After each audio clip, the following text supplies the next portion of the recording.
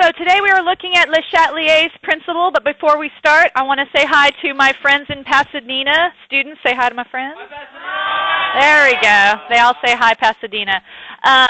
So LeChatlier's principle basically says that when an equilibrium reaction is stressed out, it's going to shift appropriately to get back to equilibrium.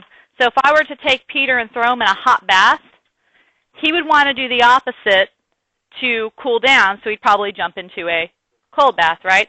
So that's not what happens here exactly, but ultimately these reactions that are at equilibrium, if they get stressed, are going to do the opposite thing to get back to that equilibrium state. How do we stress out a system in equilibrium? We will, number one, possibly can change the concentration of some of our reactants. We can change the temperature of the system.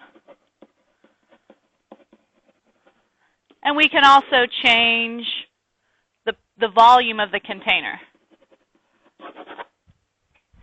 When I change the volume of the container, what am I really doing to the container? What am I doing to the system? What? Huh? Increasing the pressure or decreasing the pressure. So when I'm changing the volume, I'm actually changing pressure.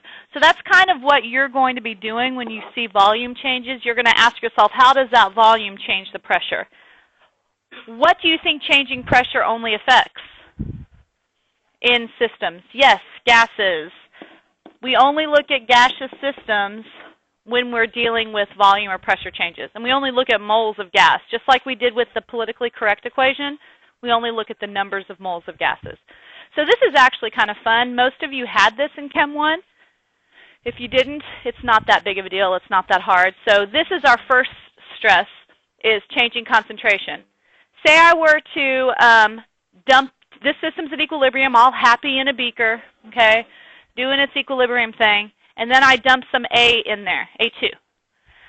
I'm adding a lot of A2, so it wants to do the opposite and get rid of A2. So which reaction is going to happen more often until we get back to equilibrium? The forward, exactly. So if we add a bunch of stuff, it's going to shift away from that to get rid of it. And it's not going to do it forever. It's only going to shift faster in that direction until equilibrium is reestablished. The reverse reaction in this case wouldn't stop. It just wouldn't happen as fast as the forward. Once it gets back to equilibrium again, what's the same? The rates. Both reactions are going to be at the equal rate once again. We can also remove something. There are times we could maybe add something that, I don't know, takes B2 and makes some sort of precipitate, pulling B2 out, taking away, taking away, taking away. If we take away B2, it wants to replace it, right? So the reverse is going to happen faster and faster and faster until we get back to equilibrium. I've got distracted Grant again. You are continually in a state of distraction, which stresses me out, which makes me want to do the opposite to you and do something, which is what I don't know. The metaphors just died there. I don't know what else to say. Get on. Look up here. All right. Sorry you had to hear that, Pasadena. I had to lay the hammer down. All right. Next up, we can also change volume. You need to take problems like this step by step. First, I want you to identify which side has more moles of gas. That's going to be your higher pressure side. So which side in this case, your reactants or your products? Who has more moles of gas? Louder, because you need to know. Thank you. Products. Products has more moles of gas. Reactants have less moles of gas. So this is kind of my high pressure side, and that's kind of my low pressure side. You don't need to write that down, but you need to be aware of it when you're doing these problems. So if I were to say, decrease the volume of this system, I'm doing that to the system. What am I then doing to the pressure? Me. If I decreased its volume, what did I do to its pressure? I increased its pressure. This is what the stress is. In response to the stress, what does the system now want to do to pressure? It wants to decrease pressure. We increased it. It then, in response, wants to decrease it. Since it wants to decrease pressure, is it going to shift to more or less moles of gas? Less. So we're going to shift to the left. So you got to think what we do to it and what it does in response. So when you see volume, that's pressure incognito. Make it a pressure problem. We good? And we're going to do examples of this, so don't stress. Bum. Oh my God. I need to just move to Pasadena. They laugh at my jokes. All right. Temperature. Temperature is really simple. You treat it just like another reactant or product. It says here the reactant is endothermic. If you see endothermic, go ahead and just write the word heat on the reactant side. If we see exothermic, where do we write the word heat? On the product. Once you have it in the equation as a reactant or product, you just treat it like any other concentration. So if I heat this up, I'm adding heat. What do I want to do to get rid of it? I want to cool the reaction down, so I have to shift to the right. If I were to cool this down, what am I doing to heat? I'm taking it out, right? So what does it want to do? Replace it and shift to the left. So keep in mind, if it's endothermic, it's going to be different than when it's exothermic because it would be actually opposite, the opposite response, because in exo, the heat would be over here. In addition to just outright saying endo or exo, they might actually just give you the delta H value. And if they just give you the delta H value, you know that delta H negative is exo and positive is endo. Okay, so let's see the types of questions they might ask on the AP. The reaction, blah, blah, blah, has a delta H of negative 1036 kilojoules. Given the reaction is at equilibrium, predict the direction the reaction will shift when disrupted by each of the following. So right here, I'm going to be proactive and take care of this. What is this telling me? It's exothermic, so I'm going to write the word heat on the product side. All right, so let's see who gets stumped. This is kind of a trick. The amount of H2O is increased.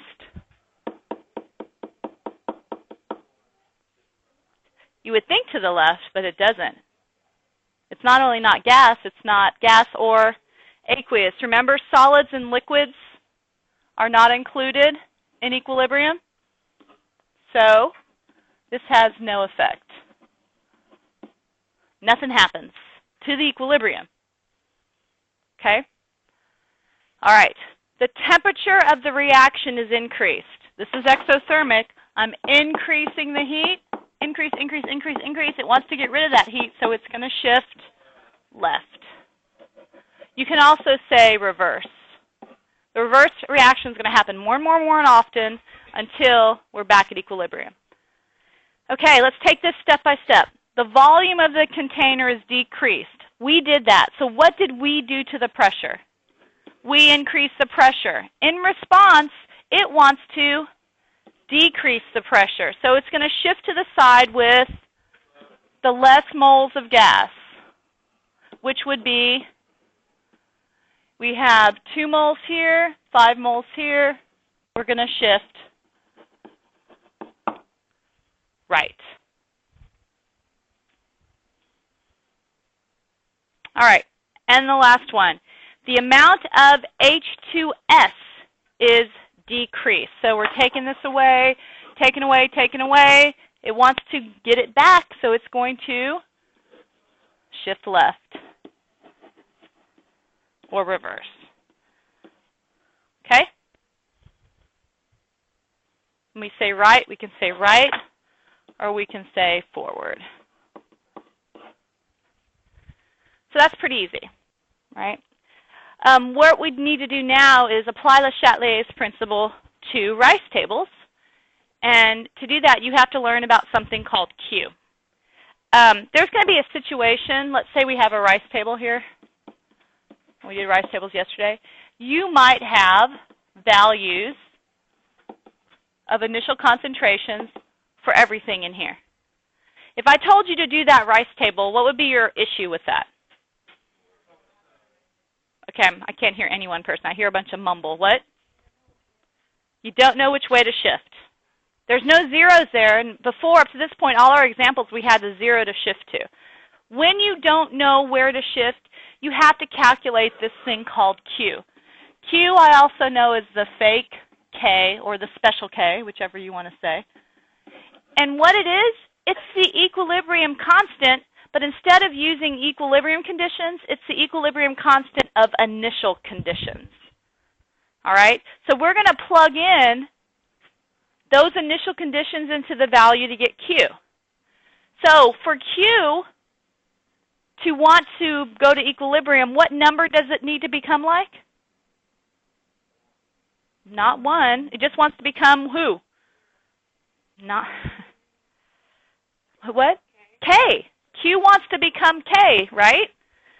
At initial conditions, this ratio needs to get to the same ratio that K is in order for it to be at equilibrium. Does everyone kind of get that? All right. So the big goal is Q wants to become like K. So let's talk about what shifting can happen for this to explain. And I'm going to show you a trick when we get to an actual example. But let's pretend Q is less than K. If Q is less than K, Q needs to get bigger, right?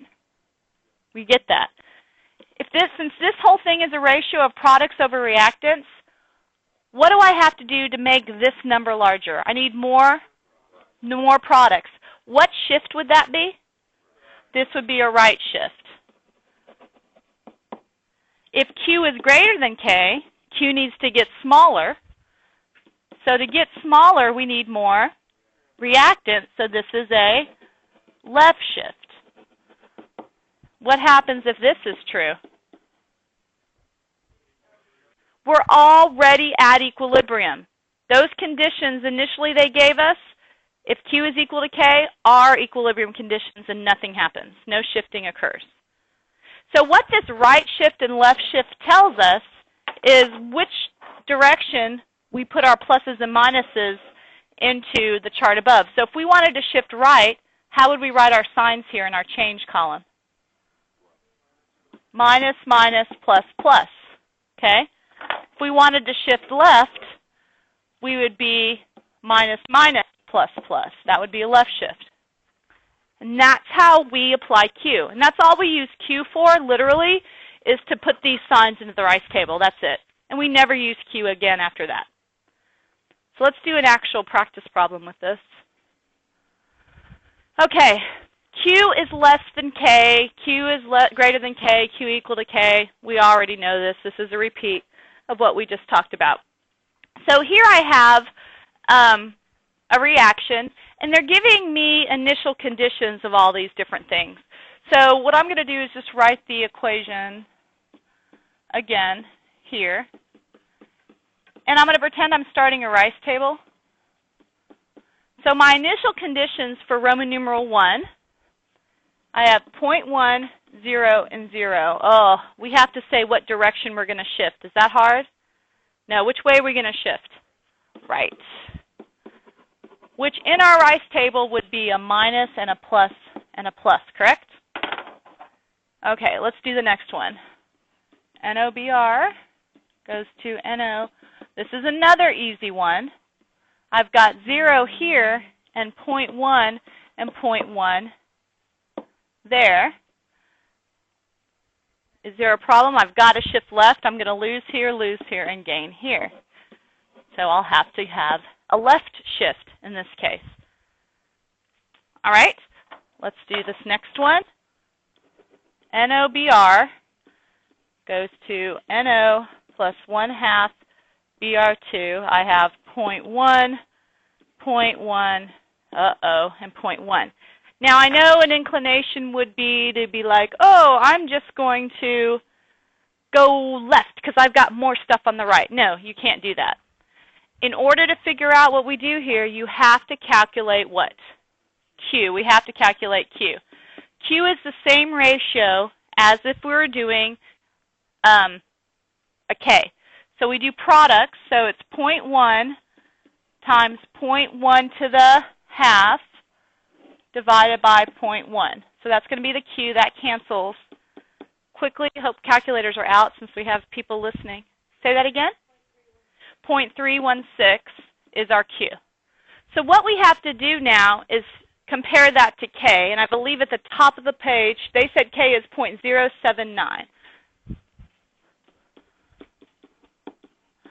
All right, what's the relationship? Q is greater than K. Q wants to be like K. If Q is greater than K, Q needs to get smaller, right? Products over reactants. How do I make this ratio smaller since Q wants to get smaller? More reactants, which is what kind of shift? Left. So in our rice table, that would look like that, left shift. And then you would solve your problem like we did yesterday.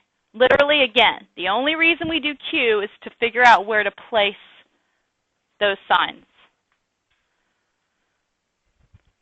Okay, I'm going to show you a shortcut. I'm not really excited about this shortcut, but I'll show it to you anyway. Draw a number line. You take the relationship and plot it on the number line just where one is respect to the other. Q is greater than K. So on your number line, isn't Q to the right of K? Right? Correct? You have to make this trick work, you have to remember Q wants to get to K. Q wants to get to K. What direction do I draw that arrow? Left. Who said right? You're fired. Shift left. So again, put these on the number line as they're related, and then draw an arrow from Q to K. The direction of that arrow is the direction of the shift. I'm never showing you that again, because if you're asked to explain this on the AP, unfortunately that wouldn't cut it. If you were asked to explain it, you would have to do kind of what I'm doing. Q is greater than K. Q wants to get smaller, so we need more reactants in the ratio, so it shifts left. That's an explanation. But if you're in a pinch, you can use the number line trick. All right, let's set up this last one. This last one, I'll do it right directly underneath. Y'all can be crunching numbers while I'm writing this out. So we have 0.2, 0.05, and 0.1. So we get a Q of 0.05 times 0.1 to the half divided by 0.2. Huh. What does that mean?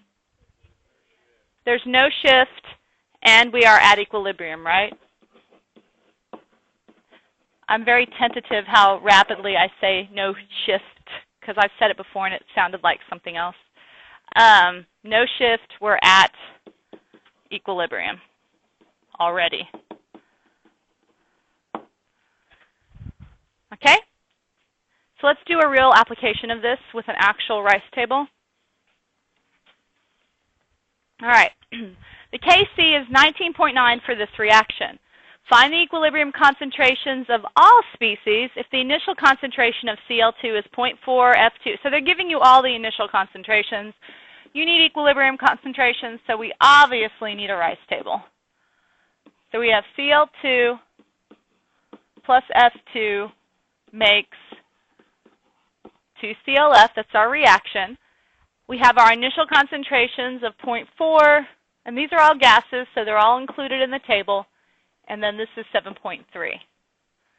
So we can't just guess what direction we're going to shift. We're going to have to solve for what to figure out shift. What are we solving for? Q. All right. Q is equal to products over reactants raised to the coefficients, just like we were solving for our K. So what do we get for Q? We get Satan. It's very exciting. I borrowed him from physics today. You can tell your physics teachers I borrowed Satan. Okay, so we're going to look at this and compare. How does Q compare to K? Q is greater than K. Q wants to get smaller.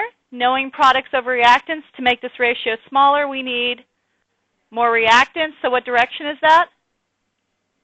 That's a left shift. How does that translate to the table? What do I put under the 0.4 and the 0.2? Plus, and then this is minus. So we have an X and an X and a 2X here. So we get 0.4. You're going to see in a minute what happens when I borrow things from physics, when I specifically borrow Satan from physics, because you'll see what this problem looks like. All right. So In order to solve for the equilibrium concentrations, now this is just like yesterday. What do we have to do?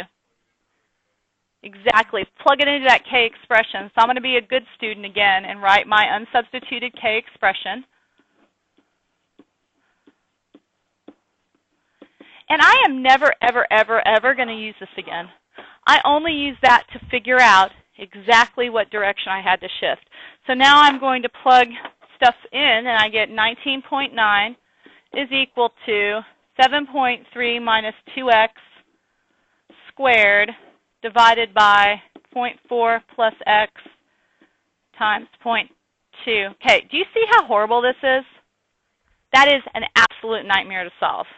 Am I going to make you solve this? No freaking way. Hell no. Because we have calculators that are fancy, and I actually had, you can double check the work, but I had last period plug these nicely into their TI-89s and solve. You will have problems like this, but the most difficult you will ever have to do on the test or the quizzes, and this includes you, Pasadena, is to use the quad form equation, or the quadratic equation, which most of you got quad form or can use quad form on your tests, okay? So they got an X when you they plugged this in their TI-89 of 0.925. Is that what you got? Okay, so let's go ahead and continue on. If you can continue with that if you want. I want to go ahead and now use the X appropriately and actually solve, because they're asking for equilibrium concentrations. Again, so many students solve for X on the AP I've graded, and they're like, done, I'm finished. No, you're not. You haven't told me anything about concentration. So the CLF concentration and the CL2 concentration and the F2 concentration need to be solved for. So we're going to take our X and we're going to plug it in to all our lines. So this I do need you guys to figure out really quick. CLF, 7.3 minus 2 times 0.925. Come on.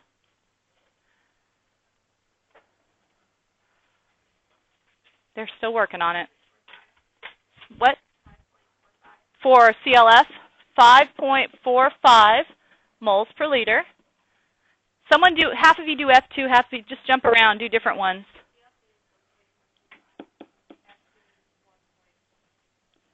One point what? They're both 1.125? How's that possible?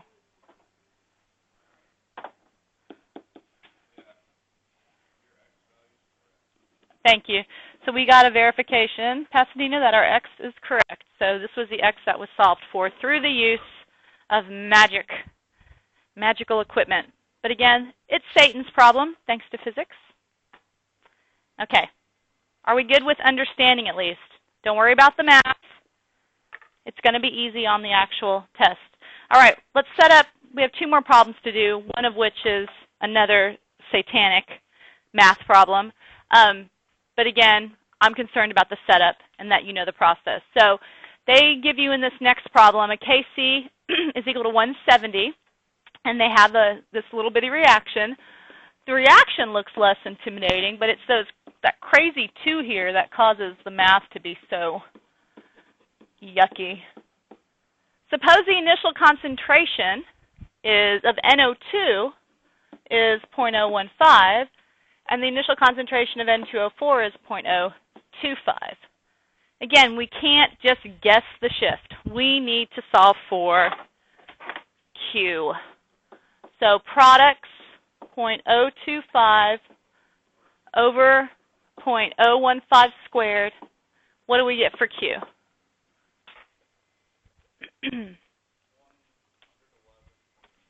So we don't need exact. It's about 111. So how does that compare to K? Q is less than K. So this time Q needs to get bigger.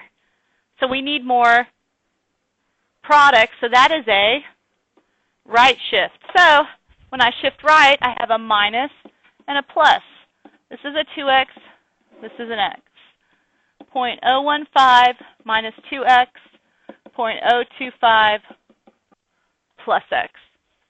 So now to solve for x, we're going to place this into our unsubstituted equation. So let me write it first, unsubstituted.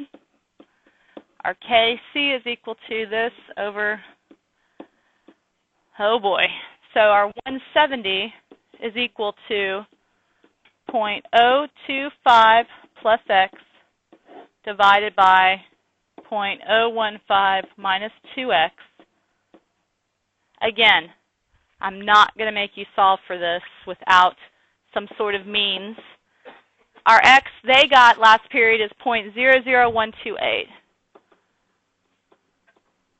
All right, if we know x after a lot of math is 0.00128, I now need to find the concentration of my N2O4, which is the product, and of my NO2.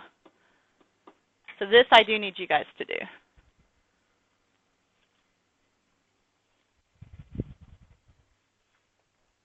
Again, this could be worse. I could be making you do the math. Don't say I never do anything for you people.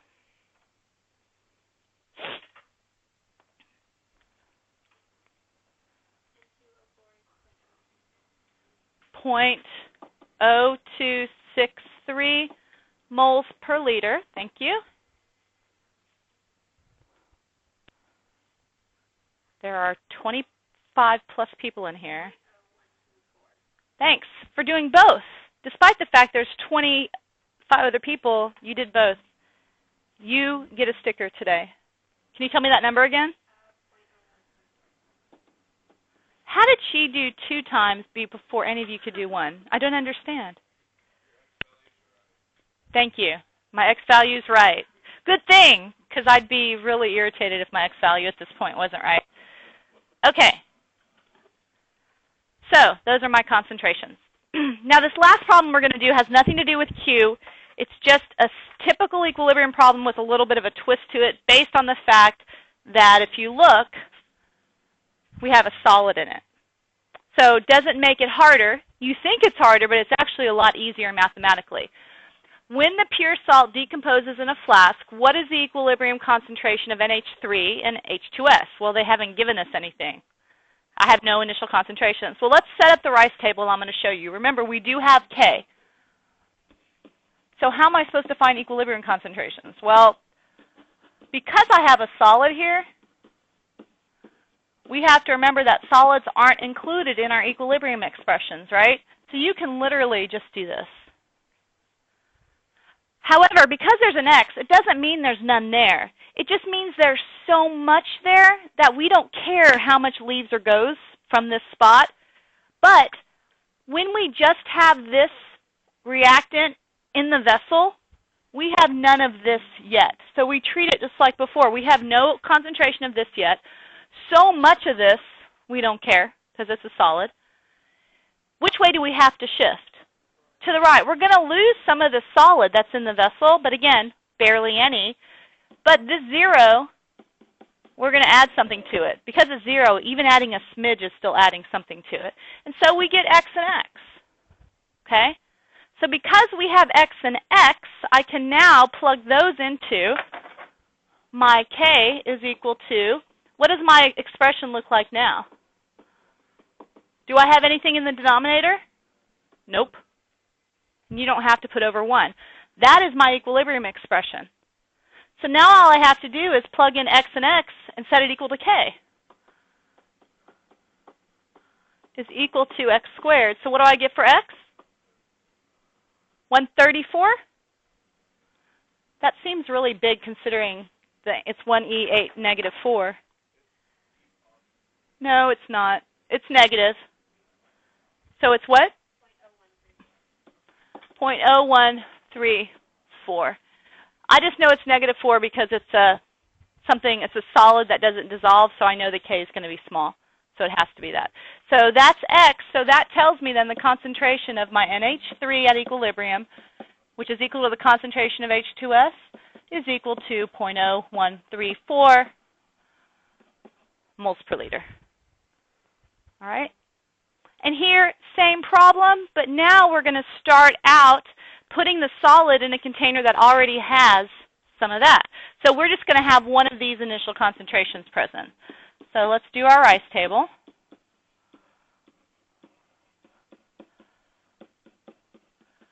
Again, don't care here, but here they're saying we're placing this in a flask already containing 0.02 moles per liter of this. Do we have any H2S yet? Yes or no? No. All right. So we're going to now lose, who cares, gain, gain. And so we get 0.02 plus X and X. So now, plugging into our expression, we get 1.8 e negative 4 equals 0.02 plus X times X. So this is what kind of solving? Quadratic, exactly. So I'm just going to kind of do it all at one time. I think y'all can handle it. I'm going to put the 0 on this side. So I get x squared plus 0.02x minus 1.8 times 10 to the negative 4. So what are my two roots for x? You all have quad form. Now I expect every single one of you to plug this in and make sure you know how to use it. 1.02 and negative 1.80, negative 4.